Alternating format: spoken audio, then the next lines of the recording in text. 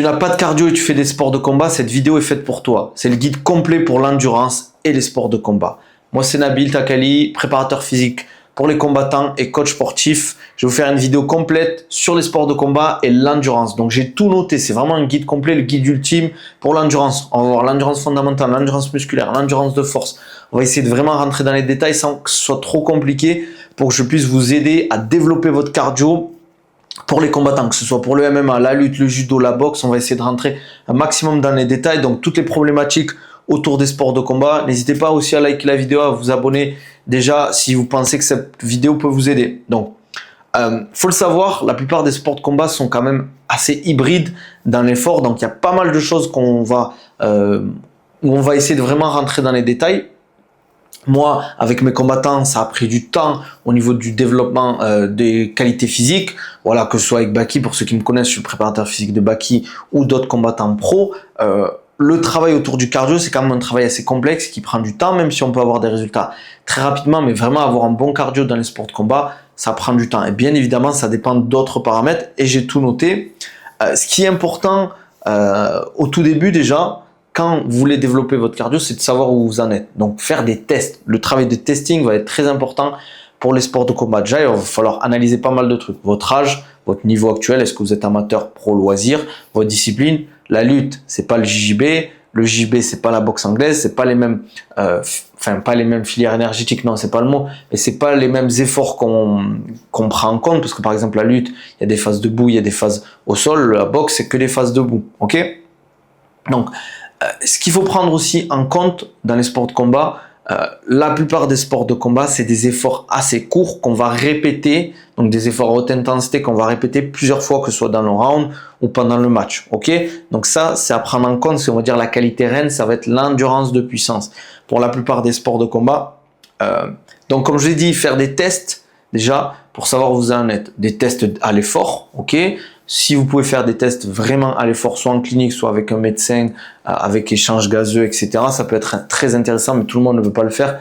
Donc, il va falloir faire des tests en fonction de votre discipline. Il y a des tests pour connaître votre VMA, votre vitesse maximale aérobie. Ça, c'est déjà une bonne base. Par exemple, un Luc léger, un VAM-EVAL, etc. Bien évidemment, il faudra extrapoler plusieurs fois, faire les tests pour que ce soit efficace et valider la perf, mais c'est pas le plus précis encore. Donc, mais si vous n'avez pas les moyens de faire, on va dire, des tests plus complexes, vous pouvez déjà commencer avec ça, et vous aurez déjà votre vitesse maximale aérobie, et vous pourrez travailler là-dessus. Mais c'est pas tout pour développer votre endurance. Il y a pas mal de choses à faire. C'est pour ça que je vous ai tout noté. Donc, test VMA, ok, ça c'est super important, mais vous pouvez faire des tests sur ergomètre, 2000 mètres au rameur, 50 calories à l'assaut bike. Il y en a plein d'autres. Je ne vais pas tous vous les énumérer, mais ils sont très intéressants pour savoir où vous en êtes et régulièrement faire des benchmarks et vous tester pour voir si vous êtes amélioré à ce niveau-là. Mais bien évidemment, qu'est-ce qui va faire que vous êtes amélioré au niveau de votre condition physique aussi? C'est de le voir dans vos sparring, dans vos combats en fait. Ça, c'est pour ça que c'est bien d'avoir par exemple un cardio-fréquence-mètre, de temps en temps tester en sparring et tester plusieurs fois en fonction des mêmes configurations. Mais là, ça devient très très complexe pour extrapoler les datas parce que ça dépend de plein de paramètres, ça dépend du jour, ça dépend de votre adversaire, ça dépend de la thématique. Un sparring, ça ne sera pas le même que si vous êtes en train de perdre ou si vous êtes en train de gagner. Donc ça change tout à ce niveau-là. Donc commencez par du simple au niveau des tests, d'accord? Savoir votre VMA, faire un test sur ergomètre, ça peut être bien. Un test de course classique aussi. Donc, il y a aussi une autre chose qu'il faut prendre en compte, c'est souvent on parle de filière énergétique ou voie métabolique. Il faut savoir que les filières énergétiques, voie métabolique, on dit souvent oui, quand tu fais de l'endurance fondamentale, tu bosses que de l'aérobie, etc. Non, on bosse aussi d'autres filières énergétiques, filière lactique, etc. En aérobie lactique et alactique, mais c'est pas du tout, entre guillemets, on n'utilise pas de la même manière et autant. Par exemple, si vous faites de la marche rapide, c'est sûr que vous allez principalement travailler l'aérobie, mais vous allez aussi un peu travailler du lactique, entre guillemets. Okay, je ne vais pas rentrer dans les détails avec l'acide lactique, pas du tout. Je ne vais pas refaire le énième débat de l'acide lactique et tout, à ce niveau-là, pas du tout. C'est juste qu'en fait, il y a 3 filières énergétiques ou 3 voies métaboliques. Aérobie, anaérobie lactique, anaérobie alactique. L'anaérobie alactique, par exemple, c'est la haute intensité, d'accord? C'est vraiment les efforts très intenses et courts. L'anaérobie lactique, c'est, on va dire, les efforts intermédiaires ou modérés. Et l'aérobie, c'est plutôt les efforts un peu moins intenses, mais plus longs. Ok, aérobie en présence d'oxygène. D'accord. Les autres ne sont pas censés être le substrat qu'on utilise énergétique n'est pas de l'oxygène. Ok. Je simplifie pour que vous compreniez. D'accord. N'hésitez pas à poser vos questions en commentaire si vous voulez en savoir plus là-dessus. Ok. Ou que je rentre plus dans les détails sur les prochaines vidéos pour que vous compreniez. D'accord. Mais je vais en parler plus tard dans la vidéo. Vous inquiétez pas. Donc, il faut savoir aussi si vous êtes plutôt un profil endurant ou puissant dans votre discipline. Il y a des gens, je vous donne un exemple pour ceux qui suivent le MMA, des profils endurants. On a du Max Holloway, on a du Nate Diaz. Ça, c'est plutôt des profils très très endurants. Ok. Et on a d'autres profils qui sont beaucoup plus puissants, comme du Conor McGregor, par exemple. Je dirais, il y a quoi, Kamaru Usman, par exemple. Même s'il est très endurant par la suite. Mais voilà, c'est plus des profils, on va dire, connus, entre guillemets, qui ont de la puissance, qui contrent, etc. Khamzat Chimaev aussi, on peut dire que c'est un profil puissant. En fonction de ça, vous connaîtrez vos axes d'amélioration et vos forces, d'accord? Bien évidemment, il faut mettre l'accent sur vos forces, toujours, ok? Quand vous êtes en camp d'entraînement, il va falloir mettre l'accent sur vos forces, un peu moins sur vos axes d'amélioration. Les axes d'amélioration, on les travaille toujours, on va dire hors camp, mais si vous êtes un profil puissant, vous ne serez jamais un profil endurant, et vice versa.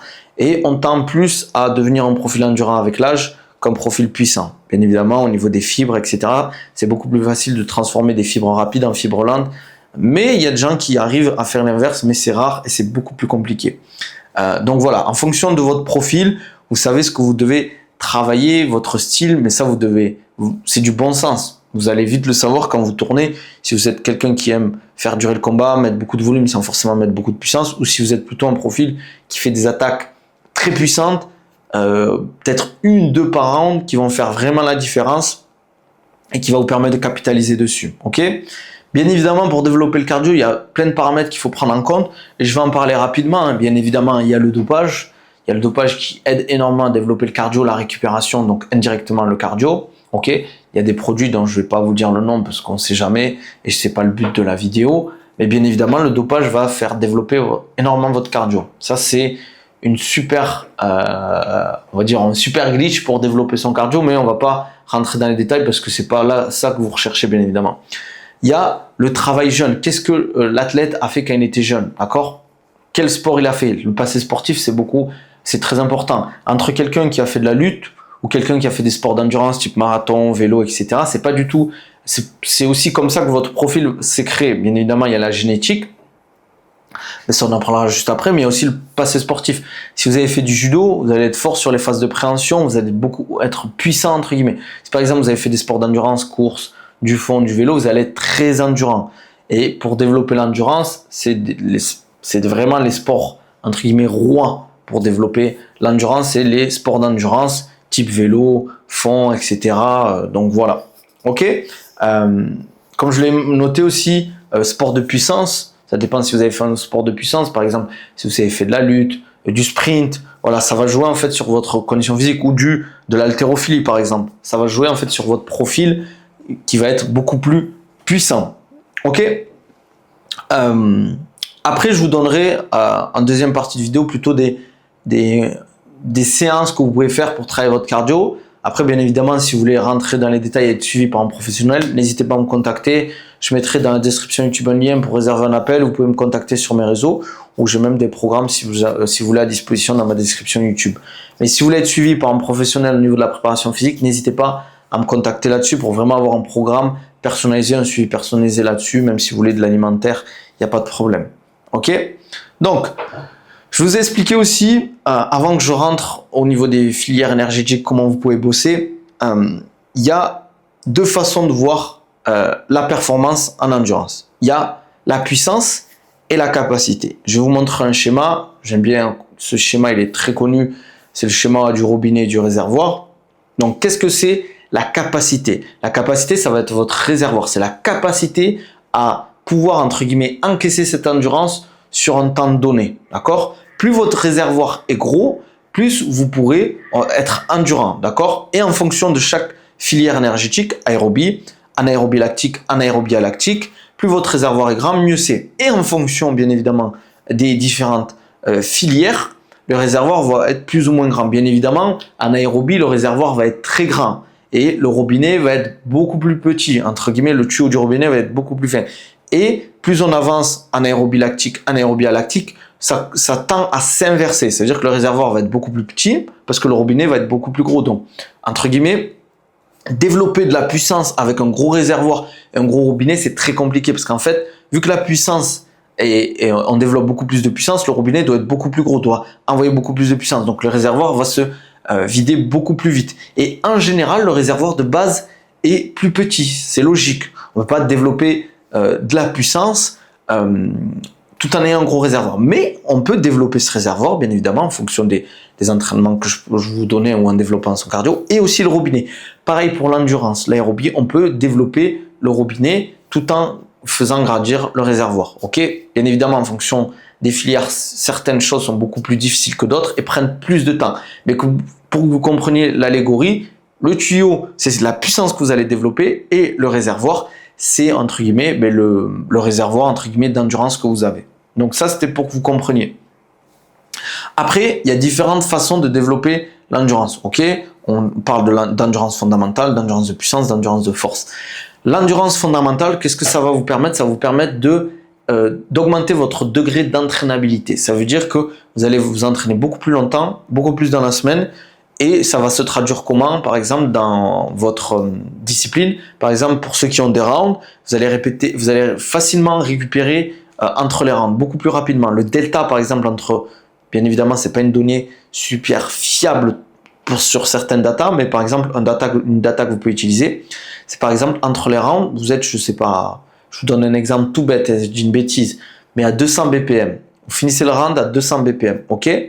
Mais si, pendant la minute de récup entre votre round, vous êtes descendu à 160, vous avez 40 de delta au niveau des BPM. Si, la semaine d'après, je vous donne un exemple, vous êtes descendu pour le même sparring, vous êtes descendu à 140, vous êtes à 60 de delta. Ça veut dire que vous avez récupéré beaucoup plus, le delta est beaucoup plus important entre les deux. Mais attention, souvent on a l'impression qu'avoir un haut BPM, c'est une mauvaise chose. Pas forcément. Ce qui est aussi important, c'est par exemple quelqu'un qui arrive à monter rapidement dans les tours. C'est-à-dire qu'il arrive à rapidement arriver dans les hautes intensités, à utiliser l'intensité qu'il faut. Après, c'est un peu tricky, pour utiliser le mot, pour ceux qui ne savent pas, entre guillemets, c'est que c'est un peu bâtard. Ça veut dire que pour certaines personnes, c'est une très bonne chose, pour d'autres, ça va être une mauvaise chose. Mais quelqu'un qui peut rapidement arriver haut dans les tours et le rester longtemps, c'est quelqu'un qui est rapidement performant et qui peut le rester longtemps. Et ça, c'est le Graal, entre guillemets. Ok? Donc, la basse intensité, comment on va bosser l'endurance fondamentale? En faisant des efforts très courts en zone 2, d'accord? Zone 2, pour ceux qui ont des cardio-fréquence mètres, vous devriez la connaître. Il y a des tests aussi pour savoir où est votre zone 2. C'est pareil, les cardio-fréquence mètres ne sont pas les plus fiables, même si c'est déjà une bonne marque, entre guillemets, un bon indicateur, mais c'est pas le plus fiable pour connaître, entre guillemets, ces zones. Ok? Mais la zone 2 va vous permettre, entre guillemets, de développer cette endurance fondamentale qui est capitale, surtout pour ceux qui veulent faire une carrière longue ou qui veulent développer leur degré d'entraînabilité, de récupération. Donc des efforts longs, entre 1 heure, 1 heure et demie. Ce qui est bien, c'est que ça ne crée pas de fatigue. C'est un effort où vous pouvez discuter avec la personne. Ce que je vous conseille, c'est de le faire sur un ergomètre. Un vélo, en général, c'est le mieux pour moi. Vélo, assaut bike, basse d'intensité, d'accord, vous restez sur votre zone 2. C'est un effort où vous pouvez parler, où vous ne créez pas de fatigue. C'est-à-dire que vous pouvez le faire tous les jours, entre guillemets, si vous avez le temps. Pas obligatoirement de le faire tous les jours. Si vous le faites déjà une fois dans la semaine, c'est déjà bien. Si vous le faites 2-3 fois, c'est encore mieux. Mais par exemple, vous pouvez le faire un jour, entre guillemets, de repos. C'est pas ça qui va vous créer de fatigue, même si j'aime bien avoir au moins un repos complet où vous faites rien dans la semaine. Mais si un jour vous n'avez pas le temps de vous entraîner, entre guillemets, de faire un entraînement en salle de sport, quoi, vous avez un vélo, vous pouvez faire de la basse intensité. On a toujours l'impression qu'il faut mettre de l'intensité, pas forcément. Qui peut le plus, peut le moins. Ça, c'est une bonne chose à bosser, donc l'endurance fondamentale. Après, bien évidemment, il y a d'autres façons de bosser l'endurance fondamentale, mais pour moi, c'est une des meilleures façons de la bosser, une des plus simples. D'accord? Pour rentrer un peu dans le détail, là, je vous ai noté un truc intéressant, peut-être je le mettrai en vidéo à partager.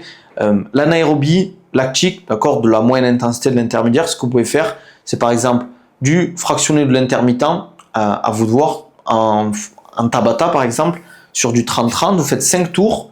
Je vous ai mis du sled push, donc traîneau où vous poussez, vous mettez assez lourd, d'accord?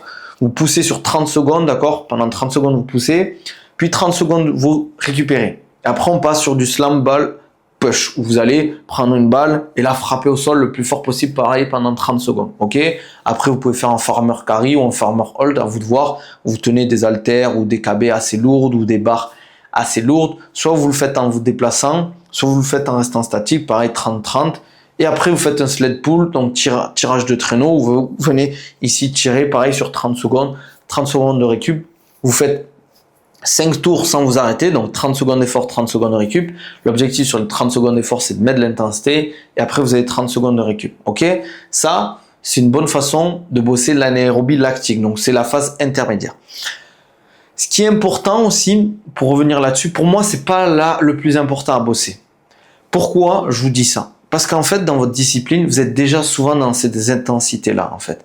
Vous êtes souvent dans des intensités où vous allez faire des assauts, d'accord? En général, un assaut, ça dure entre 4 et 12 secondes en moyenne. J'ai bien dit une moyenne, d'accord? Ça peut être plus court, ça peut être plus long. Sur les phases de striking, en général, c'est plus court, ok? Mais ça peut se répéter plus de fois. Les phases de préhension, ça va être un peu plus long, mais ça se répète moins de fois, ok?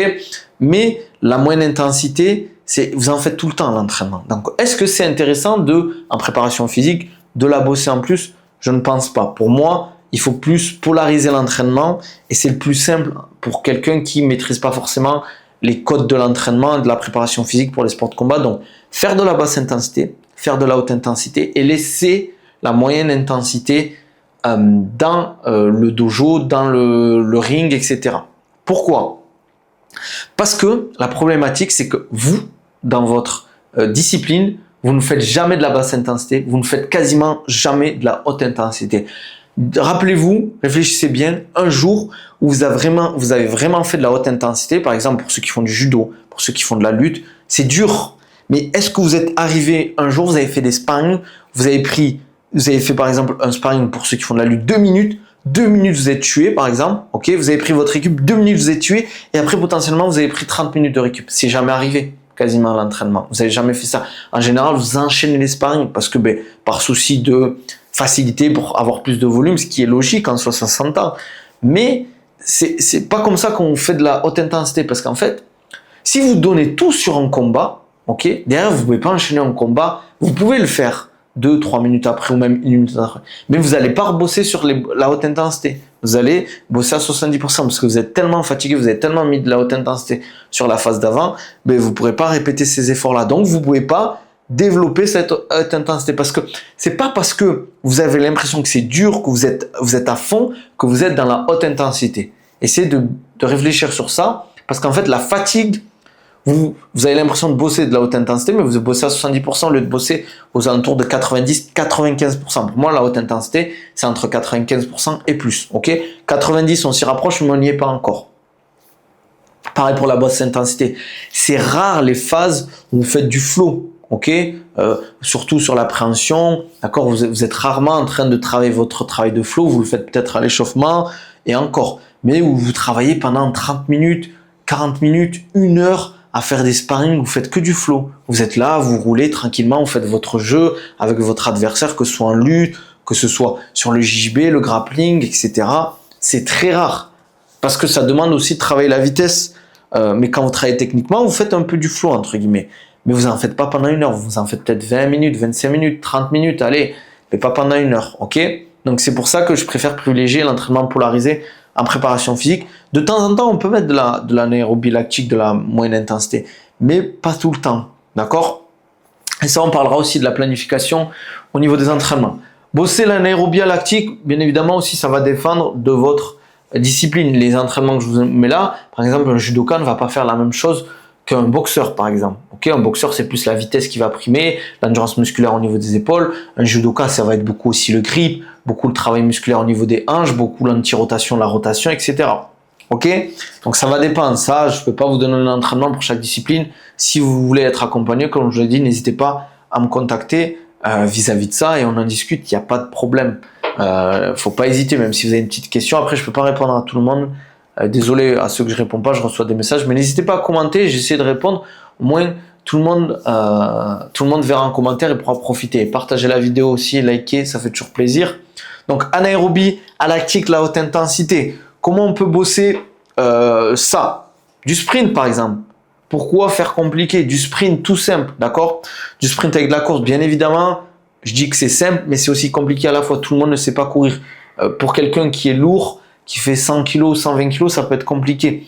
Quelqu'un qui ne sait pas courir, on va peut-être pas être à l'aise sur le sprint.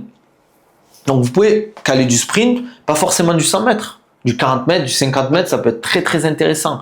Ça peut suffire. Même pour moi, le max, pour un combattant, par exemple, ça va être du 60 mètres. Pas besoin de faire du 100 mètres. D'accord? On va dire, on va travailler entre 30 et 60 mètres, je dirais. Donc, vous pouvez aussi bosser à l'assaut bike. Pour moi, l'assaut bike est le meilleur ergomètre pour développer l'endurance. Pour moi, il y a 3 ergos qui sont très intéressants. C'est vélo, mais vélo, un vrai vélo de cardio, entre guillemets, pas les vélos que vous allez dans les basic fit, etc. Des vrais vélos pour travailler ça, tu vois. On appelle ça, par exemple, des watt bike, je crois. Ou assaut bike ou rameur. Pour moi, c'est les 3 meilleurs ergos. On peut utiliser le SkyErg aussi. Mais l'assaut bike va, pour moi, par exemple, on peut se focaliser avec de la haute intensité sur l'assaut bike, rameur, on va dire moyenne, haute intensité, et pareil pour le vélo, d'accord? Mais l'assaut bike, pour moi, c'est le meilleur pour bosser la haute intensité parce qu'on bosse déjà sur tous les plans, c'est-à-dire pousser en haut, tirer en haut, pousser en bas, tirer en bas. Ok, le rameur aussi, mais c'est une autre position qui va être différente. Donc, vous pouvez bosser par exemple sur de la haute intensité, 6 secondes d'effort, d'accord? Vous pouvez commencer, je parle du commencement, 6 secondes d'effort, d'accord? Et sur la minute restante, vous prenez votre récupération, d'accord? Donc par exemple, 6 secondes d'effort, 54 secondes de récupération. All out, d'accord? Ça veut dire que vous donnez tout sur la phase d'effort. L'objectif, c'est que par exemple, vous avez les watts, vous êtes à 1200 watts, vous faites 8 passages de 6 secondes avec par exemple 54 secondes de récup. L'objectif, si vous êtes à 1200 watts sur le premier passage, il faut être à 1200 watts sur le 8e passage. Bien évidemment, ça peut bouger, mais c'est ça l'endurance de puissance aussi.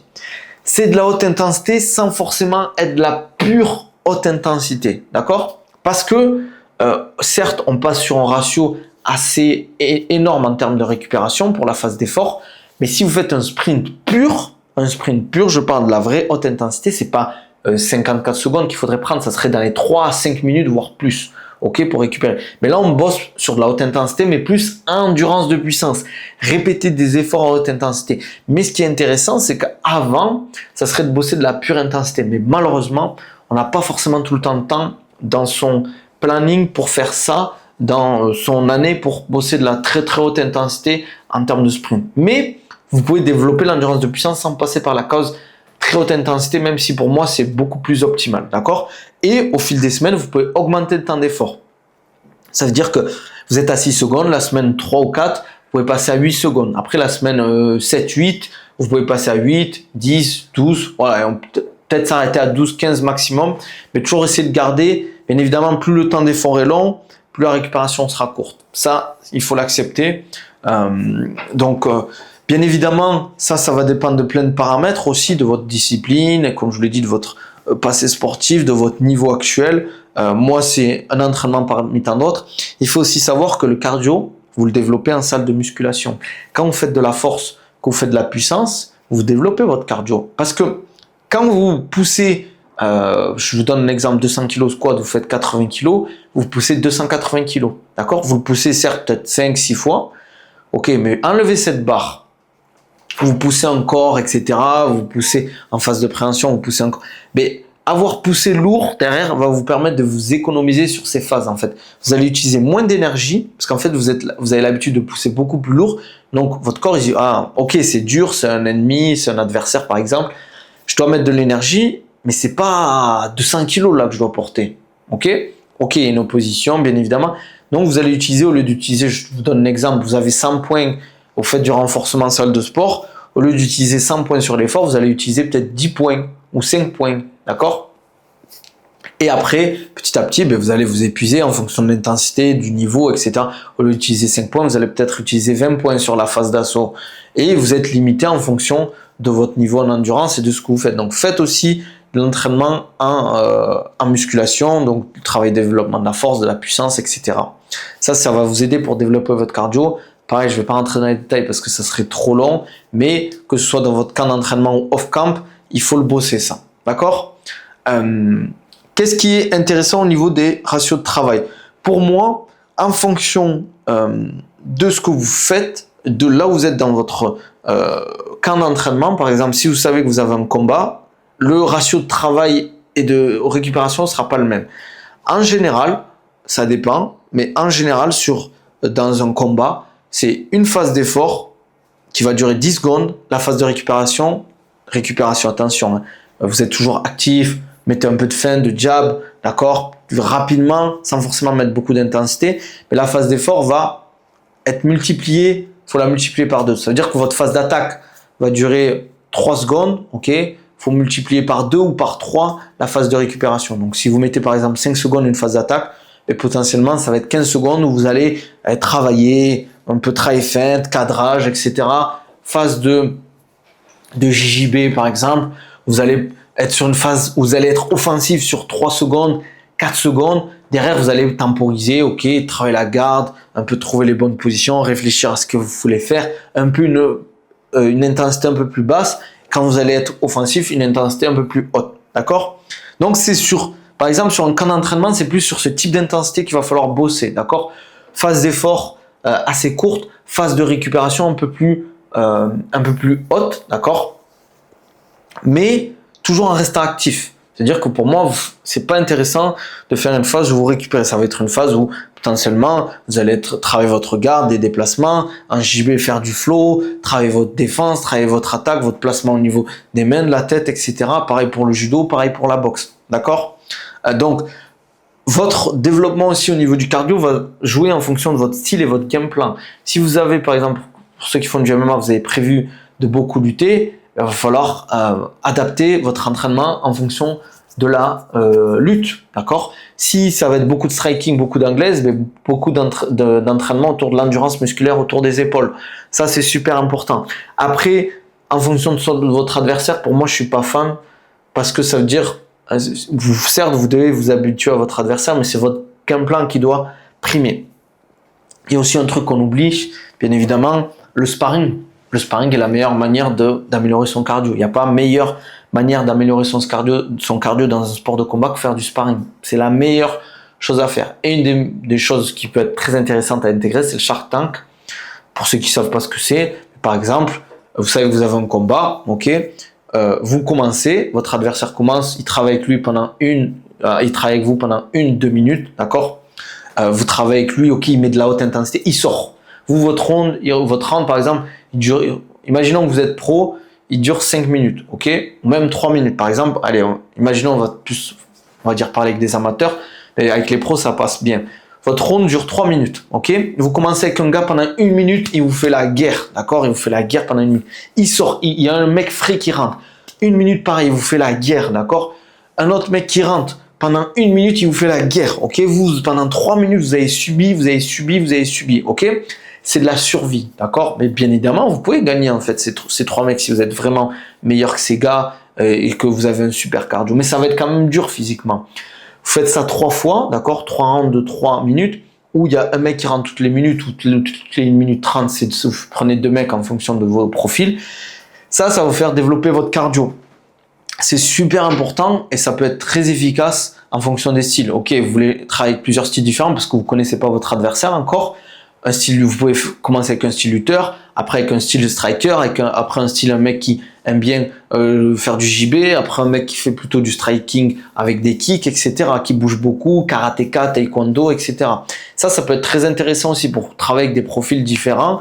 Après, l'adaptation est très compliquée parce que le temps de travail est court, mais c'est très très intéressant. Donc, c'est une très bonne façon d'améliorer son cardio, d'accord, de travailler sur du sparring, du Shark Tank. Comme je vous ai dit, l'objectif quand même de bosser son cardio, ça prend du temps. C'est pas le truc qui va, bien évidemment, vous pouvez avoir des différences significatives au bout de 1 mois, 2 mois de travail, mais travailler, développer ses qualités physiques pour un mec qui veut vraiment performer, c'est pas en 6 mois, c'est 1 an, 2 ans, 3 ans de travail pour vraiment voir des différences significatives si vous n'êtes pas débutant. Si vous débutez, bien évidemment que les progrès vont être fulgurants et très rapides. Mais le très haut niveau, c'est différent. Que ce soit en amateur ou en pro, c'est différent. Vous allez vite le voir. Il y a des gens qui sont très endurants, très forts et qui arrivent à, par exemple, lutter. Par exemple, les lutteurs, ils enchaînent les efforts à haute intensité. Et c'est ça qui peut des fois faire la diff avec quelqu'un qui est bon en lutte, mais qui n'a pas de passé sportif de lutte. Quand ça va commencer à répéter des efforts à haute intensité plusieurs fois, vous allez être fatigué et vous allez lâcher. Et quand vous n'êtes pas courageux, c'est pas une critique, le courage va découler du cardio en fait. Quelqu'un de courageux, c'est quelqu'un qui est fatigué, mais qui continue.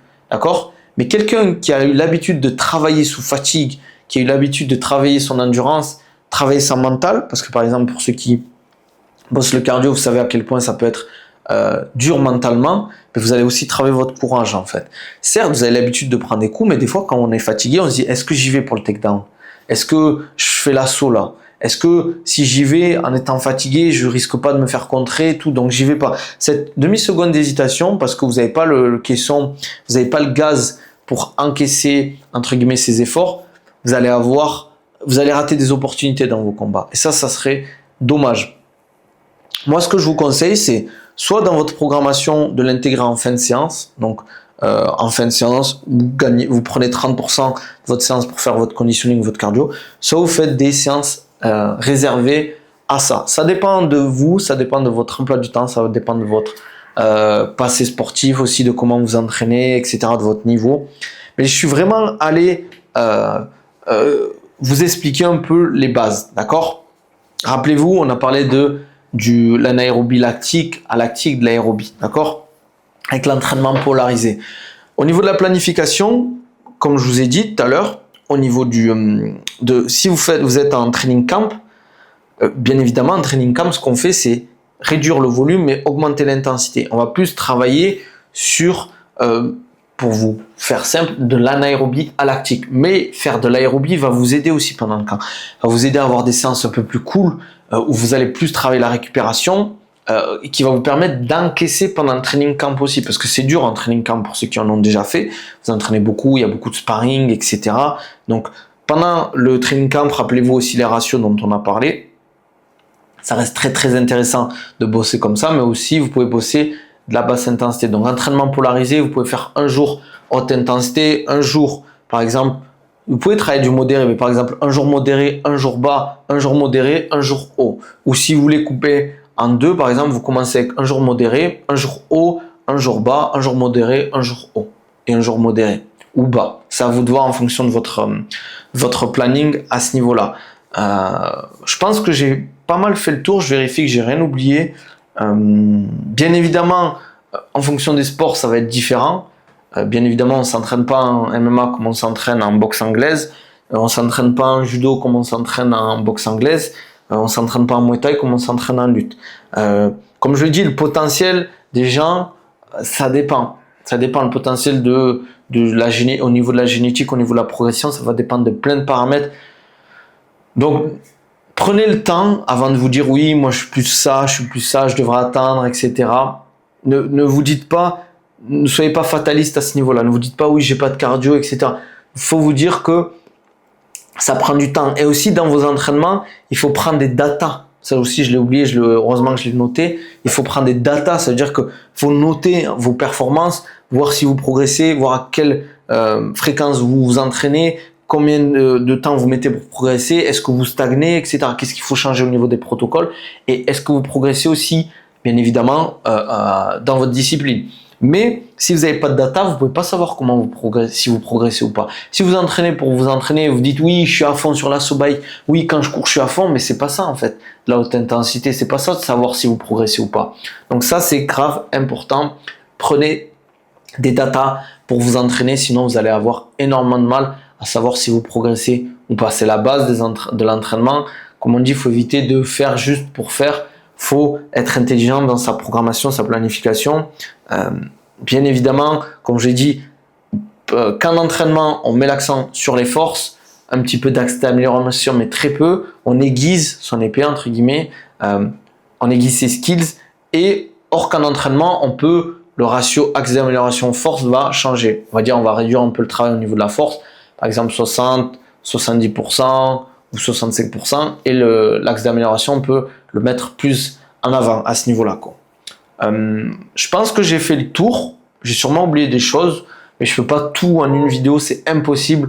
Je pourrais parler de l'aérobie, je pourrais parler de l'anaérobie lactique ou l'anaérobie lactique ou même d'autres entre guillemets sous-parties de l'endurance, mais j'ai pas envie de le faire en une vidéo, ça va être trop long. Si je vois dans les commentaires que vous êtes intéressés, j'en parlerai. Je vous donnerai d'autres entraînements aussi que vous pouvez utiliser pour travailler le cardio.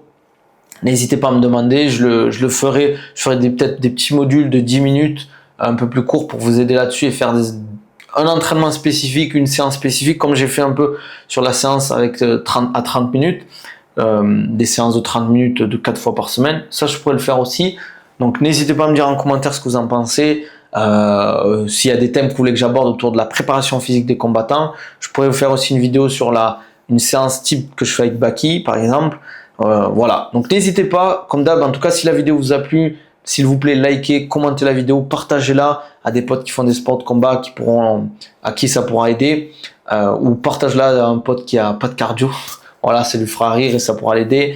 Partage la vidéo, commente, n'hésite pas à t'abonner si ça t'a plu. Si vous voulez être accompagné par un préparateur physique dans les sports de combat, ou même d'autres sports, je fais aussi d'autres sports bien évidemment, n'hésitez pas à me contacter, ou même pour du coaching plus traditionnel. Vous pouvez réserver un appel dans la description YouTube, il y a le lien, vous pouvez m'envoyer un DM sur mes réseaux, voilà, il y a mes programmes aussi en description YouTube, et tous mes compléments alimentaires, mes codes promo, n'hésitez pas à les checker, ça fait toujours plaisir. On se dit à la prochaine, prenez soin de vous, allez, ciao.